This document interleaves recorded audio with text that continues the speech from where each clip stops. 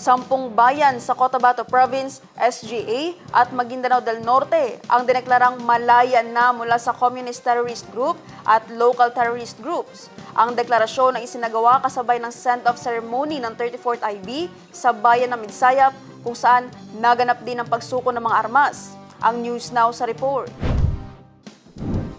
Isang mahalagang hakbang tungo sa pangmatagalang kapayapaan ang naitala matapos pangunahan ng 34th Infantry Battalion ng Philippine Army ang send-off ceremony kasabay ng deklarasyon ng mga bayan bilang CTG at LTG free at ang voluntaryong pagsuko ng mga loose firearms.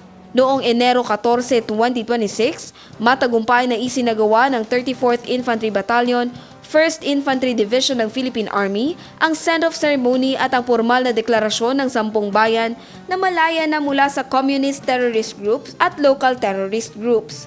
Dumalo sa aktibidad si 602nd Brigade Commander Colonel Ricky Bonayog kasama ang mga lokal na opisyal mula sa Cotabato at BARMM. Sinaksihan din ito ni Maguindanao del Norte Governor Dato Tucao Mastura at mga alkalde ng Midsayap, Libungan, Banisilan, Alabada, Nabalawag at Northern Kabuntalan. Gayon din ang mga provincial directors ng PNP sa Maguindanao del Norte at Cotabato Province. Ipinakita ng presensya ng mga opisyal ng pamahalaan, kapulisan at mga civic groups ang matibay na ugnayan ng militar at sibilyan sa pagpapatupad ng whole-of-nation approach laban sa lokal na armadong tunggalian. Hudyat ng pagbuwag ng mga banta ng CTG at LTG sa lugar ang pagpapakawala ng mga kalapati na umano'y bunga ng tuloy-tuloy na security operations, community engagement at maayos na pamamahala. Samantala, ang voluntaryong pagsuko ng mga loose firearms ay itinuturing na patunay ng muling pagtitiwala ng mamamayan sa pamahalaan at ng kanilang paninindigan para sa mapayapa at makatarungang pamumuhay.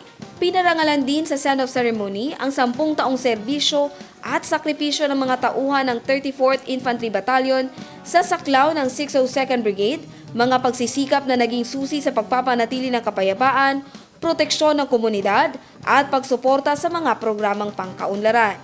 Sa pagkakadeklara ng 10 bayan bilang CTG, LTG free, inaasahang mas bibilis ang paghahatid ng basic services, livelihood programs, at development projects ng mga pambansa at lokal na ahensya upang mas maramdaman ng komunidad ang peace dividends at mapanatili ang katatagan laban sa muling pag-usbong ng banta. Tiniyak ng Philippine Army na mananatili itong matatag sa misyon nitong ipagtanggol ang bayan at pangalagaan ang mga nakamit at tagumpay ng kapayapaan, kaagapay ang mga komunidad na patuloy nitong pinaglilingkuran. Jen Garcia, iMinds, Philippines.